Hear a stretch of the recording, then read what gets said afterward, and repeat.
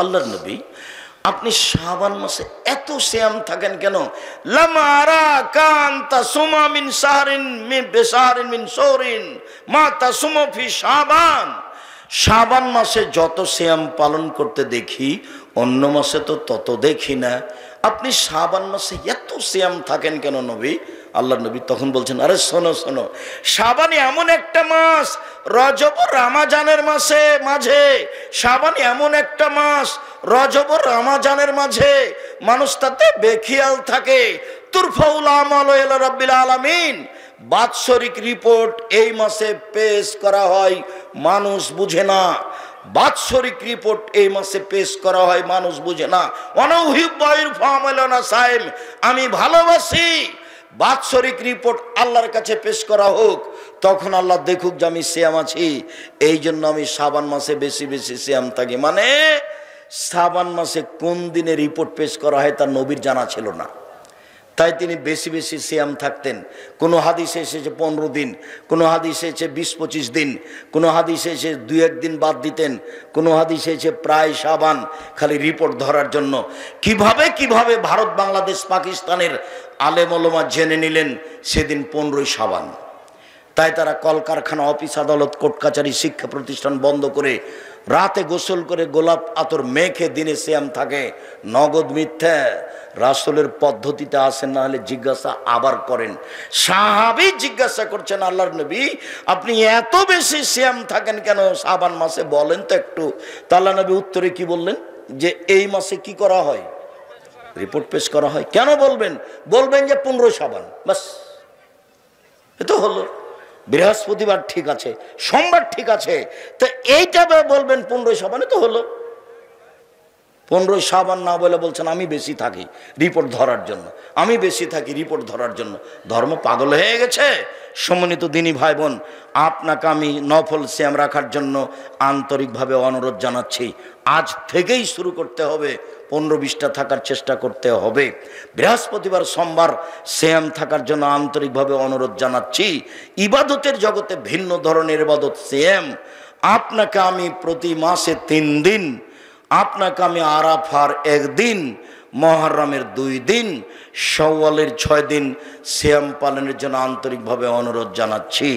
গ্রামে প্রতিষ্ঠান গড়েছে, এইটা মন দিয়ে ভালোবাসবেন, প্রাণ দিয়ে ভালোবাসবেন।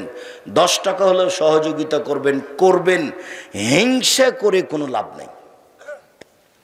হিংসাতে যদি মানুষের ক্ষতি হতো না, তাহলে আমি ডুবে হারিয়ে যেতাম। আপনি দেখতে পাচ্ছেন না নেটে কিভাবে বলে, আমি তো মোবাইল চালাতে পারি না, মোবাইলে যে রিং হয় আমি খালি অন করতে পারি। আপনি যখন বলেন যে আব্দুর রাজ্জাক সাহেব আমার নামটা একটু সেভ করে রাখেন, তা আমি শুনে থেকে যাই, আমি তো সেভ করতে পারি না, আমি শুধু অন করতে পারি। কাজে আপনি যে কত গালি দেন আমি দেখতে পাই না, আমি দেখিও না, আমি জিজ্ঞাসা করি না আপনি কত গালি দেন। ওই পাতায় পড়ি না, ওই পাতায় ছিঁড়ে দিয়েছি, প্রতিশোধ নেই, ওই পাতায় ছিঁড়ে দিয়েছি। যে যা পারে করে নেই, অভিযোগ নেই, মাপ, শুধু মাপ, শুধু মাপ। পাল্টা বলি আল্লাহ অন্যায় করেছে, তুমি তাকে মাফ করে দাও। ও আমাকে গালি দিয়েছে, তুমি তাকে মাফ করে দাও। মানুষের উপর কোনো অভিযোগ রেখে এক সন্ধ্যা বাঁচতে রাজি নই। যখন ঘুমিয়ে যাই তখন বলি আল্লাহ যে যা করেছে সব মাফ করে ঘুমিয়ে গেলাম, তুমি আমাকে মাফ করে দাও, জান্নাতে দিও, জাহান্নামে দিও না। এসব কাজ করছি এতে যেন আমার কোনো নিজস্ব ক্ষতি না হয়, তোমাকে সন্তুষ্ট করার জন্য করছি। জামিয়া সালাফে তুমি কবুল করো, এতে তোমাকে মানুষ চিনবে, এতে তোমাকে মানুষ জানবে, এতে তোমাকে মানুষ বুঝবে, মানুষ শিরক মুক্ত হবে। জাতিকে কোনোদিন দলের দাওয়াত দিইনি, জাতিকে দাওয়াত দিয়েছি তোমার এবং তোমার নবী মুহাম্মদ সাল্লাল্লাহু আলাইহি সাল্লামের, অন্য কিছু ভিতরে নিয়ে আসেনি, তুমি কবুল করো। সম্মানিত দিনী ভাই বোন, সকল দিনী ভাই বোনকে জোরালোভাবে দাবি রেখে, পরিবারের উপরে খুব শক্ত হওয়ার অনুরোধ রেখে, আমার দিনী বোনকে একবারে খালি ফিরি, স্বামীর উপরে কোনো অভিযোগ নাই, গালি দিলে দিল, মুখখান খারাপ, কি করবেন? ধৈর্যের পরিচয় দিয়ে সংসার করার অনুরোধ জানিয়ে, নফল সিয়াম পালন করার অনুরোধ জানিয়ে, আল ইতিসাম পত্রিকা নেওয়ার জন্য অনুরোধ জানাচ্ছি। আল্লাহ তাআলা বলছেন, বুঝেও বুঝে না ওরা, অন্তর আছে বুঝে না, দেখেও দেখে না ওরা, চক্ষু আছে দেখে না, শোনেও শোনে না ওরা, কান আছে শোনে না, উলাইকা কাল আনাম, তারা পশু প্রাণীর মতো, তারা গরু ছাগলের মতো, তারা কুকুর শ্রীগালের মতো, বালহুমাজাল, বরং তার চেয়ে খারাপ। আল্লাহ বলছেন মানুষকে, বলছে ওরা কুকুর শ্রীগালের চেয়ে খারাপ, পশু প্রাণীর চেয়ে খারাপ। কোন লজ্জায় আপনি দোকানে বসে আড্ডা পিটেন? আপনার একটু শরম হয় না কেন? আপনার একটু হায়া হয় না কেন? আপনার একটু লজ্জা হয় না কেন? আপনার একটু ইতস্তবোধ হয় না কেন? কেমনে বসে থাকেন? মেয়েটা নাচছে টিভির মাধ্যমে যত ইনকাম হয়েছে দোকানে সব হারাম। শুকুরের গোস্ত যেমন অন্য অন্য জিনিস হারাম, যেমন এটা তেমন হারাম, সব সমান সমান হারাম। ওটা তো হারাম মাধ্যমে উপার্জন হয়েছে, কোটি টাকা ইনকাম হলে ওটা বৈধ হবে না। ও দিয়ে চাউল কিনে ভাত খেয়ে বাদাত কবুল হবে না, এই পথ বাতিল। এই যে বললাম, এমন কোনো মায়ের বেটা নাই কথা এভাবে উল্টে ধরতে পারে, যা বলছি সেটাই থাকবে কিয়ামত পর্যন্ত। আমার কাজই এটা, আমি এই কাজই করি। কেন আপনি দোকানে বসে আড্ডা পিটবেন? আপনার স্বভাব একটু ভালো হয় না কেন? এশার সালাত আদায় করেছেন, বাড়ি চলে যাবেন, আহাল পরিবারের দিকে কড়া নজর রেখে ঘুমিয়ে যাবেন, বাস। জন্ম দিলেই বাপ হওয়া যায়? ক্ষমতার নীতির নাম বাপ। দুঃখিত, একটা কথা বলে আগাই। আমাদের আলোচনা সেম, আমরা লম্বা আলোচনা করতে চাইনি, আজকে একটু দেরি হয়ে গেছে। তো দুইটা হাদিস মধ্যখানে বলে রাখি, একটা মায়ের জন্য, একটা বাপের জন্য। তো বাপের জন্য এটা আগে বলি। আল্লাহ নবী বলছেন যে মান আলা সালাসা বানাতিন, কেউ যদি তিনটা মেয়ের লালন পালন করে, তিনটা মেয়ে, তিনটা বেটি, তিনটা মেয়ের লালন পালন করে, তো লালন পালন কি জিনিস? এক, আল্লাহ মাহুন্না, মেয়েকে বিদ্যা শিখিয়ে দিল। দুই, আদ্দা বাহুন্না, মেয়েকে শিষ্টাচার শিখিয়ে দিল। তিন, আহসানা ইলাইহিন্না, মেয়ের সাথে ভালো আচরণ করলো। তাহলে কুনাল্লাহু হেজাবান মিন নারি ইয়াউমাল কিয়ামা, বিচারের মাঠে মেয়ে তিনটি বাপকে জান্নাতে নিয়ে যাওয়ার জন্য জাহান্নাম থেকে অন্তরাল হয়ে যাবে। ওইদিকে জাহান্নাম, এইদিকে মেয়ের পিতে, মধ্যে মেয়েরা। আল্লাহকে বলবে আমার আব্বাকে আগে জান্নাতে দেন, তারপরে কোনো কথা। আমাদের বিষয় বুঝতে চাচ্ছি না, আমার আব্বাকে আগে জান্নাতে দিতে হবে, তারপরে কোনো কথা। মেয়েরা এমন ভাবে শক্ত হয়ে বেঁকে বসবে বিচারের মাঠে। তো আবার বলি, মেয়ে যে আপনার পক্ষে শক্ত হয়ে বসবে জান্নাতে নিয়ে যাওয়ার জন্য, তো কি কাজ? কথা হবে না। আপনারা কেউ কোনো প্রয়োজন দয়া করে আমাকে দেখাবেন না, আপনাকে আমি অনেক ভালোবাসি, আপনার জন্য এসেছি আমি, আপনার কিছু না কিছু উপকার করবই করবো ইনশাআল্লাহ। জীবনে কোনোদিন কেসা কাহিনী বলিনি, আজকে বলতে হবে এমনটা হিসাব করিনি। তো কিভাবে মেয়ে লালন পালন করতে হবে? এক, বিদ্যা শিখিয়ে দিল। দুই, শিষ্টাচার শিখিয়ে দিল। শিষ্টাচার যে কি জিনিস? শিষ্টাচার তো এখন মনে করছে মানুষ যে ঘোড়ার ডিম। কেন? ঘোড়ার ডিমও দেখা যায় না, শিষ্টাচারও দেখা যায় না। শিষ্টাচার কি জিনিস? শিষ্টাচার কাকে বলে?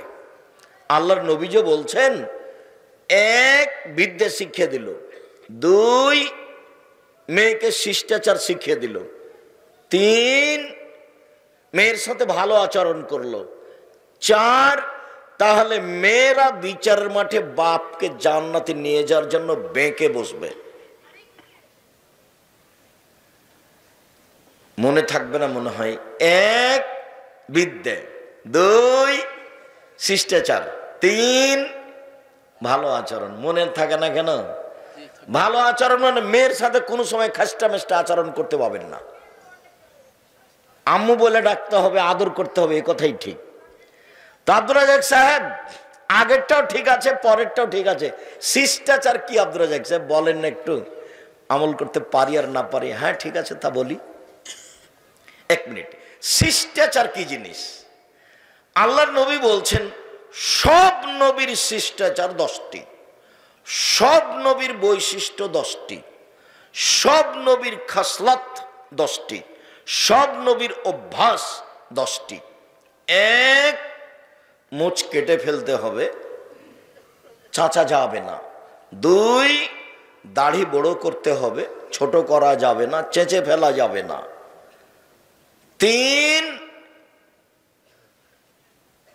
পেশাব পায়খানার পরে পানি দিয়ে পবিত্রতা অর্জন করতে হবে। ঢেল টিস্যু পেপার আগে পরে পানি, এ কথা মিথ্যে, এতে নবীর উপরে অপবাদ লাগানো হবে। 3, পেশাব পায়খানার পরে পানি দিয়ে পবিত্রতা অর্জন করতে হবে। আগে ঢেল টিস্যু পেপার পরে পানি, এ কথা মিথ্যে। পানি নেই তখন ঢেল টিস্যু পেপার, এইটা সুন্নাত। 40 কদম হাঁটা নোংরামি, পায়ের উপরে পা উঠানো খক খক করে কাশা শরীয়ত বহির্ভূত কাজ। আবার যদি পায়ের উপরে পা উঠাতেই হয়, খক খক করে কাশতেই হয়, যদি 40 কদম হাঁটতেই হয়, তা আমি পুরুষ মানুষ, আমি ঢেল টিস্যু পেপার নিয়ে 40 কদম হাঁটলাম, পবিত্রতা অর্জন করলাম, আমি জান্নাতে চলে যাব, আমার বউকে জান্নাতে যাওয়া লাগবে না? ওও 40 কদম হাঁটবে, ওই ঢেল নিয়ে টিস্যু পেপার নিয়ে হাঁটবে, পায়ের উপরে পা উঠাবে, খক খক করে কাশবে। তো বলছে আব্দুর রাজাক সাহেব, এটা যে পুরুষ মানুষ দেখলে তাকে কেমন কেমন লাগবে? তো পুরুষ মানুষ যখন এমন করে, তখন মহিলা মানুষ যদি দেখে তাকেও কেমন কেমন লাগে। তার মানে এটা শরীয়ত নয়। সাথে সাথে এটা কেন 40 কদম কেন? 40 ঘন্টা পরে যদি টিস্যু পেপার ফেলে দেয়, তাহলে মনে হবে পেশাব আসলো। কেন? এটা এখন শয়তানের কুমন্ত্রণা হয়ে গেছে।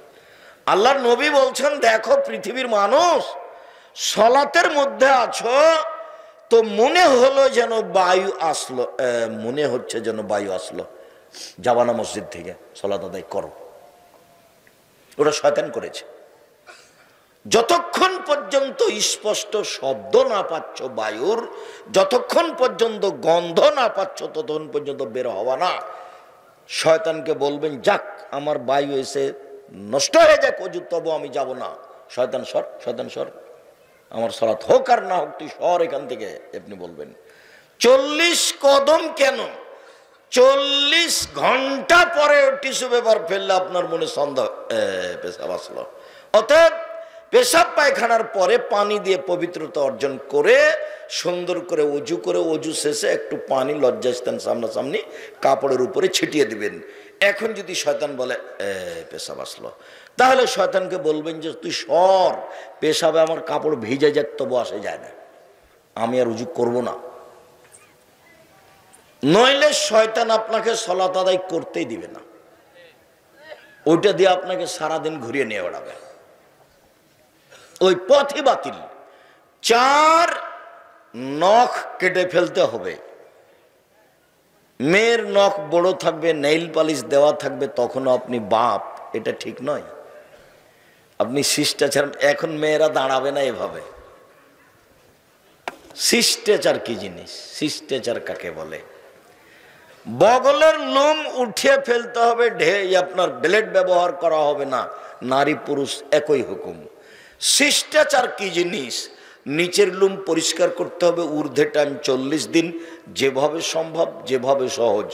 শিষ্টাচার কি জিনিস? বাড়ি থেকে বের হওয়ার সময় সালাম দিয়ে বের হতে হবে, ঢুকলে সালাম দিয়ে ঢুকতে হবে। শিষ্টাচার কি জিনিস? বাচ্চাকে দুধ খাওয়ানোর সময় বিসমিল্লাহ বলতে হবে, বিসমিল্লাহ না বললে এ দুধ শয়তান খাবে, নিশ্চিত খাবে, অবধারিত খাবে, খাবেই খাবে। আল্লাহ নবী বলেছেন খাবে, অতএব খাবে। শিষ্টাচার কি জিনিস? ডান হাতে গিলাস ধরে পানি পান করতে হবে, বাম হাতে নয়, বাম হাতে শয়তান খায়। শিষ্টাচার কি জিনিস? প্লেটে খাওয়ার সময় পাশ থেকে খাওয়া শুরু করতে হবে, মধ্য থেকে নয়। ভাতের পাতিল থেকে ভাত বের করার সময় পাশ থেকে ভাত উঠাতে হবে, মধ্যে থেকে নয়। শিষ্টাচার কি জিনিস? গামলা থেকে ভাত উঠানোর সময় পাশ থেকে উঠাতে হবে, মধ্যে থেকে নয়। শিষ্টাচার কি জিনিস? বাচ্চাকে নিয়ে যখন ঘুমাবে মা, তখন ডান কাতে ঘুমাবে, বাচ্চাকে ডান কাতে রাখবে, দোয়া পড়ে ঘুমাবে। শিষ্টাচার কি জিনিস? বাচ্চা যখন টয়লেট পেশাব পায়খানায় যাবে, তখন দোয়া বলে দিবে বাপ মা মেয়েকে ছেলেকে। শিষ্টাচার কি জিনিস?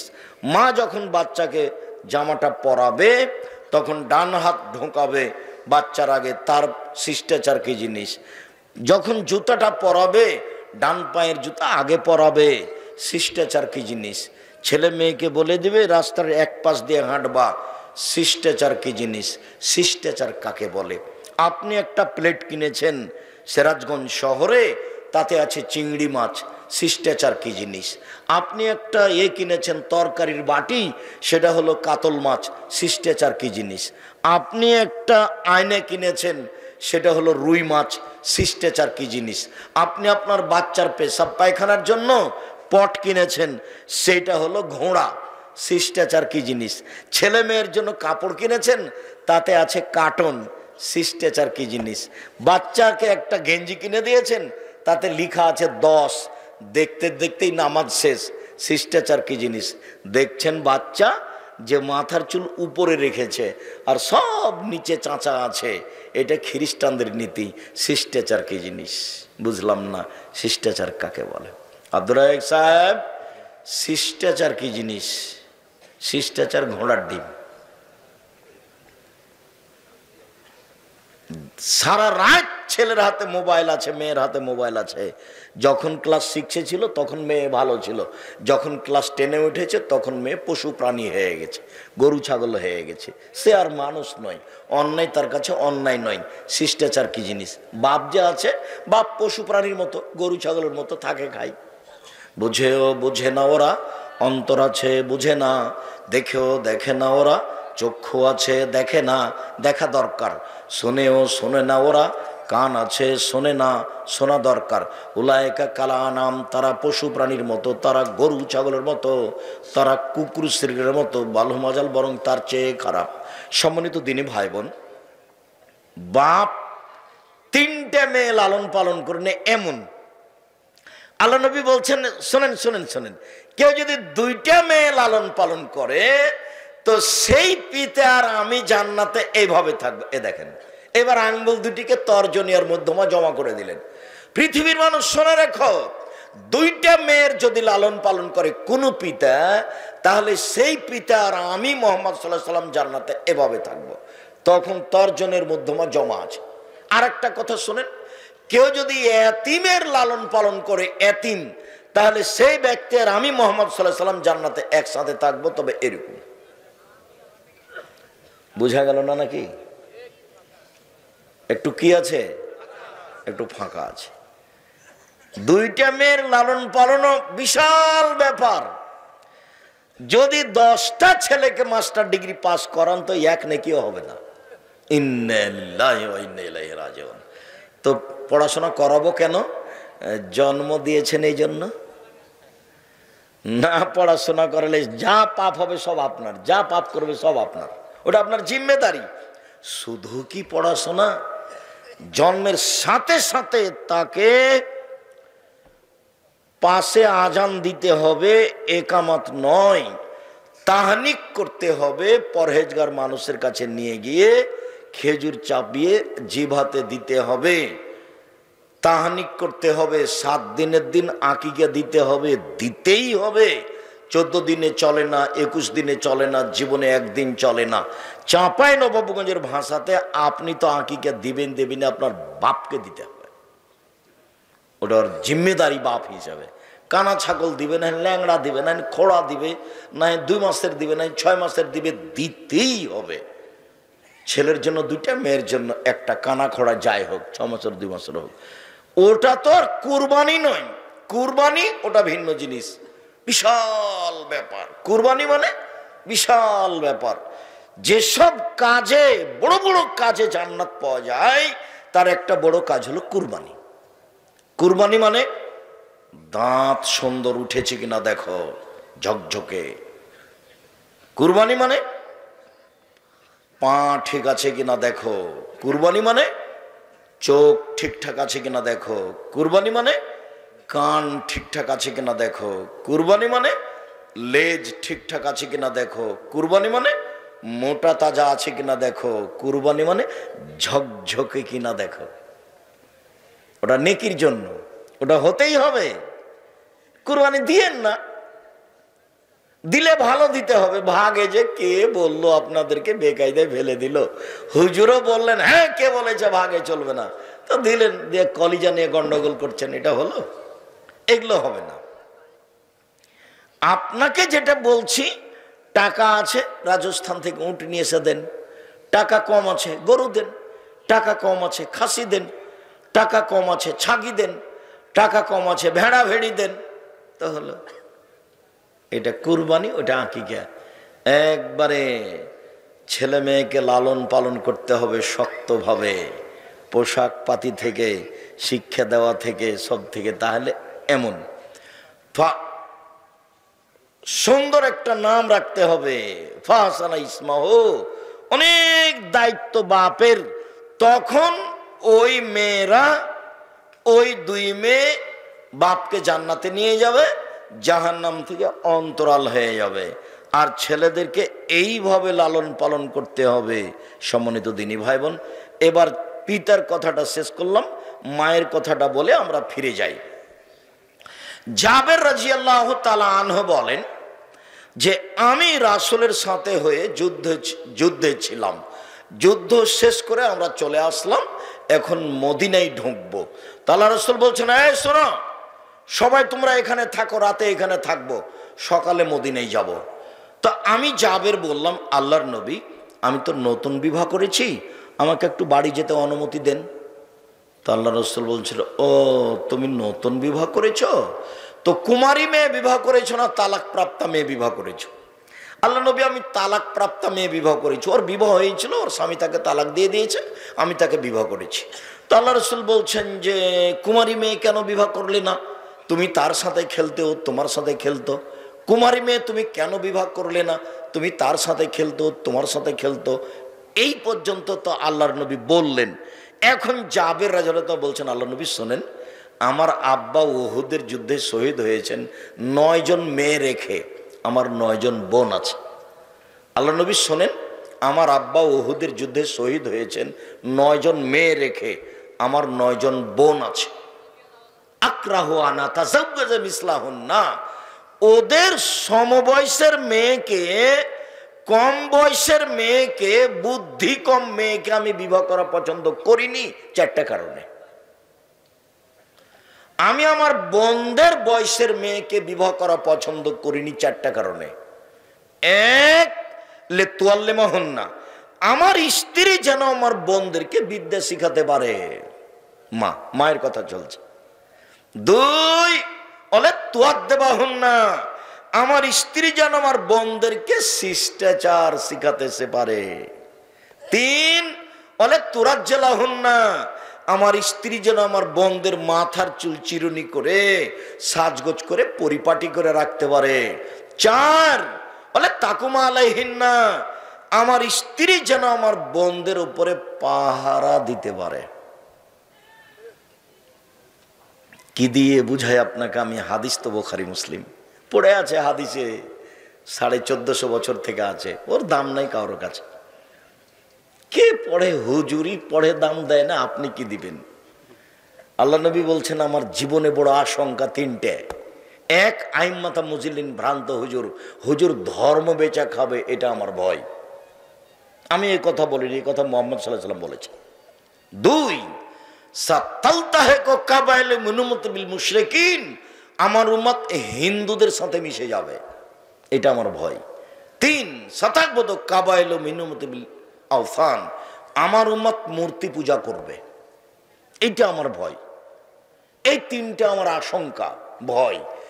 1, হুজুর ধর্ম বেচে খাবে, শতকরা 95 জন বক্তা মিথ্যুক আমার তদন্তে, শতকরা 98 জন মুফাসসির মিথ্যুক আমার তদন্তে, তবে আমি মানুষ। এখন যদি উমর রাদিয়াল্লাহু তাআলা এই দেশে থাকতেন বেঁচে, শতকরা 95 জন বক্তার আজীবন জেল হতো, তারা কেউ বের হতে পারতো না। যখন জনগণের সামনে দাঁড়ায়, হাজার হাজার লাখ মানুষের সামনে, তখন ও কি বলে সেটা ও নিজেও জানে না। আল্লাহর নবী আশঙ্কা করে গেলেন এই 3টে। আরো একটু কথা এখানে বলে রাখে, আবার এখানে ফিরে আসছি। আল্লাহ নবী বলছেন, আশঙ্কা করে বলছে পৃথিবীর মানুষ শুনে রেখো, আমার উম্মত ইহুদি খ্রিস্টানদের সাথে মিশে যাবে। ডান হাতের বিঘত যেমন বাম হাতের সমান, সমান সমান মিশে যাবে চাল চলনে, কথাবার্তাতে, পোশাক আশাকে। আবার বলছেন পৃথিবীর মানুষ শুনে রেখো, ডান পায়ের জুতা যেমন বাম পায়ের সমান, সমান সমান জুতা এইটা যেমন সমান সমান, আমার উম্মত ইহুদি খ্রিস্টানদের সাথে মিশে যাবে পোশাক আশাকে, চাল চলনে, বিদ্যাতে, খাতা কলমে, রাস্তাঘাটে, খাওয়া দাওয়াতে, সব জায়গাতে মিশে যাবে। এবার নিচে নামতে লাগলেন আল্লাহর নবী ভাষাগতভাবে, নিচে নামতে নামতে নামতে বলছেন পৃথিবীর মানুষ শুনে রেখো, ইহুদি খ্রিস্টান যদি মায়ের সাথে জেনা করে থাকে, আমার উম্মত তাদের সাথে মিল দিতে গিয়ে মায়ের সাথে জেনা করবে। তুমি বলো, সিরাজগঞ্জ বাজারে গেলে আশেপাশে তোমার আছে জানা, যে লোকটা হজ করে, প্রতি বছর রমজান মাসে উমরা করে, তার সাথে তার মেয়েও আছে, মাস্টার ডিগ্রি পাস করেছে, ও পায়জামাটা পরে আছে, স্কিন পায়জামা পরে আছে, মেয়ে, বাপ মাথায় টুপি দিয়ে আছে। এইটা তোমাকে কেমন লাগছে? তুমি যদি একেও মানুষ বলো তো পশুকে, এও যদি মানুষ হয় তাহলে পশুকে, গরু ছাগল কুকুর শ্রীগেলকে? আল্লাহ নবী যে বললেন যে 3 শ্রেণীর মানুষ জাহান্নামে যাবে, তার এক শ্রেণীর হচ্ছে ওইসব মহিলার যারা পুরুষের পোশাক পরে, পুরুষের শার্ট প্যান্ট পরে, ওরা জাহান্নামে যাবে। সুন্দর করে ভুরু তুলে চিকন করে রেখেছে আর বাপ মাথায় টুপি দিয়ে আছে। অবাক হতে হয়। আল্লাহ রাসূল এই কথাই বলছেন যে আমার উম্মত মিশে যাবে তাদের সাথে। আমি লন্ডন সাউথ হলে উপর থেকে নিচে নামছি, তো জুমার খুতবার পরে তো একটা লোক দৌড়িয়ে এসে বলছে, ভাইজান ভাইজান আমার ছেলের জন্য একটু দোয়া করে দেন, আমার ছেলের জন্য একটু দোয়া করে দেন। তো ছেলের মাথায় হাত দিতেই মানে উপরে চুল আছে, সব বাকি চাঁচা আছে। তো এরই মধ্যে আমি ঘুরছিলাম, দেখছি যে ওই ছবিও দেওয়া আছে, চুল ছাটার ওই নাপিতের ঘর ওইখানেই। ঘটনায় এক জায়গায় হয়ে গেছে। আমি তো দোয়া করব, তো ঘটনা কি? এইভাবে যে চুল ছাটা নাপিত নিষেধ করেছেন, তা আপনার ছেলে যে সেটা দেখছি। শোনেন, লন্ডন টাকা ইনকাম করতে এসেছি, ধর্ম বিক্রি করতে আসেনি। আদর্শ বেচে খেতে রাজি নই, টাকা ইনকামের জন্য লন্ডনে এসেছি, আদর্শ বিক্রি করতে আসেনি।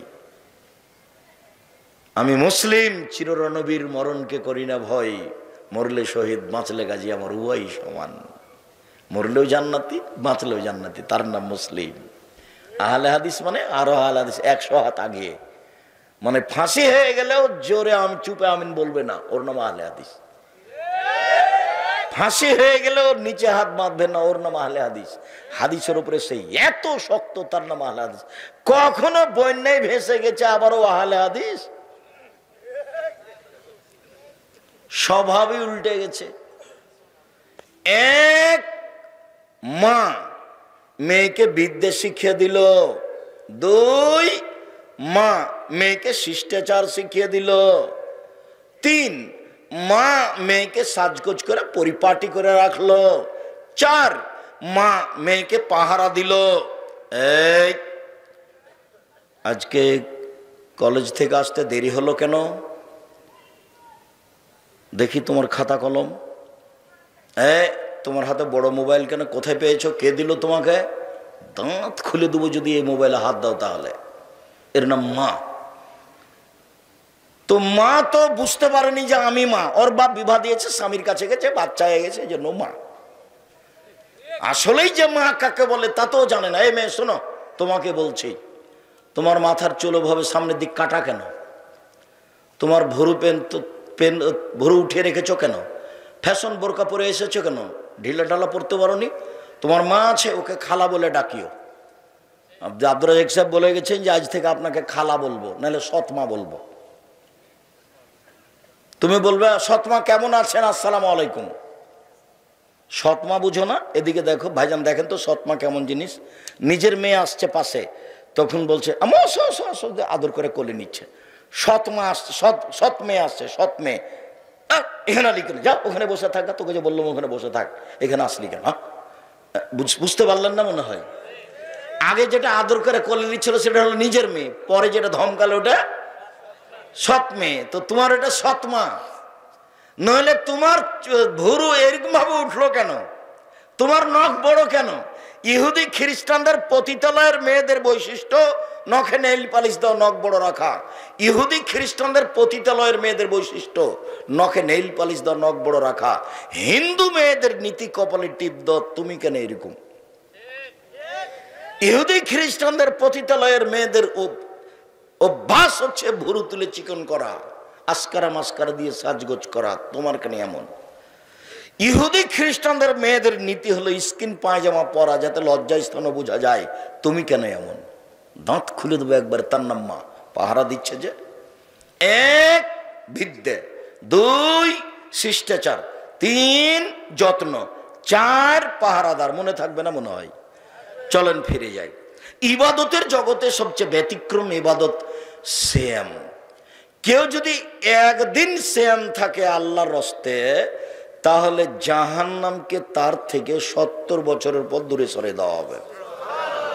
আবার কেউ যদি একদিন আল্লাহকে সন্তুষ্ট করার জন্য সিয়াম থাকে, তাহলে জাহান্নাম তার থেকে 100 বছরের পর দূরে সরে যাবে। তিন, কেউ যদি আল্লাহকে সন্তুষ্ট করার জন্য একদিন সিয়াম থাকে, তাহলে জাহান্নাম তার থেকে 500 বছরের পর দূরে সরে যাবে। ফলাফল, কেউ যদি আল্লাহকে সন্তুষ্ট করার জন্য একদিন সিয়াম থাকে, তাহলে ও জান্নাত পাবে। তো জাহান্নাম 70 বছরের পর দূরে সরে গেল, নেকি হলো না জান্নাত হলো? জান্নাত হলো। 100 বছরের পর দূরে সরে গেল, 500 বছরের পর দূরে চলে গেল। তো সিয়াম পালন করে নেকি হচ্ছে না জাহান্নাম সরে যাচ্ছে? জাহান্নাম সরে যাচ্ছে। এখানে 2, 4, 5 নেকি নেই। ফেরেশতাকে বলবেন না 10 নেকি লিখো, ওটা বাড়াও বাড়াও বাড়াও, 700 তো 1000 করো, একবার বিশাল পালা করে দাও, এটা আল্লাহ বলবেন না ফেরেশতাকে। এর নাম সিয়াম। চলেন দেখি অবাক ইবাদত পৃথিবীতে সিয়াম। আবু হুরায়রা রাদিয়াল্লাহু তাআলা আনহু বলেন, আল্লাহ রাসূল বলেছেন, সিয়াম জান্নাহ ওয়া হিসরুন হাসিরুন মিনান নার। সিয়াম হচ্ছে জাহান্নাম থেকে বাঁচার ঢাল, সিয়াম হচ্ছে জাহান্নাম থেকে বাঁচার দুর্গ। দুর্গ দুর্গ। তো সিয়াম পালন করে নেকি হচ্ছে না জাহান্নাম থেকে বাঁচার ঢাল হচ্ছে? জাহান্নাম থেকে বাঁচা। নেকির আলোচনা হবে না, একটাও দেখতে পাবেন না। দেখেন আমি কয়েকটা হাদিস পেশ করি, কোন জায়গাতে আপনি নেকির কথা দেখতে পাবেন না। উমামা বাহেলি রাদিয়াল্লাহু তাআলা আনহু বলেন, আমি একদা আল্লাহর নবীকে বললাম, মুরনি বি আমালিন, আল্লাহর নবী আমাকে একটা আমলের কথা বলেন তো আল্লাহর নবী, যাতে আমি জান্নাতে চলে যাব। তখন আল্লাহ রাসূল বলছেন, উমামা আলাইকা বিসসাম ফাইন্নাহু লা ইদলা লাহু। উমামা তুমি সিয়াম পালন করো, ইবাদতের জগতে সিয়ামের সমপর্যায়ের কোন ইবাদত নেই। 1, 2 আল্লাহর নবী, এই বাচ্চা, পাশ থেকে যেন কোনো ছেলে বা কোনো মানুষ না উঠে। ছেলেরা তো বুঝতে পারবে না, এমনি ধাঁধায় বসেছিল, চিল্লাচিল্লি হচ্ছিল, কণ্ঠস্বরে বক্তব্য হচ্ছিল, তো এমনি চেয়েছিল। তো এ তো মানে খুলনাতে গেছি অনেকদিন আগে বক্তব্য দিতে, তো কিছু মহিলা বলছে যে কই বক্তব্য শুনতে এসেছিলাম, তো বক্তব্য তো দিল না, খালি কথা বলছে। তো আসলে তো বক্তব্য শুনতে আসেনি, কণ্ঠস্বর মানে বক্তৃতা। তো কণ্ঠস্বর 1 ঘন্টাতে বোঝা গেল যে কণ্ঠস্বর হইল না, তখন বুঝলো যে বক্তব্য এটা নয়, এটা কোনো কথা। তো যে চলো যাই, বক্তব্য তো হলো না, তাহলে চলো আজকে যাই। এরকম তো ছেলে তো মনে করছিল যে এভাবে চেয়ে থাকবে। আব্দুল্লাহ বিন ফজল রাহিমাহুল্লাহ 5 ঘন্টা 8 ঘন্টা বক্তব্য দিতেন, মানুষ এভাবে চেয়ে থাকতো কখন ফজর হয়ে গেছে। কথার গতিও ছিল খুব বেশি, যদিও মানুষ আমল করতে পারেনি। মানে আমল তো করতে হলে কথা ধরে রাখতে হবে, আর কথা দিয়ে যখন শরীরটা কেটে যাবে তখন ওই কথা মনে থাকবে। আর যদি কথা খালি মিঠাই লাগে তাহলে কথা মনে থাকবে না।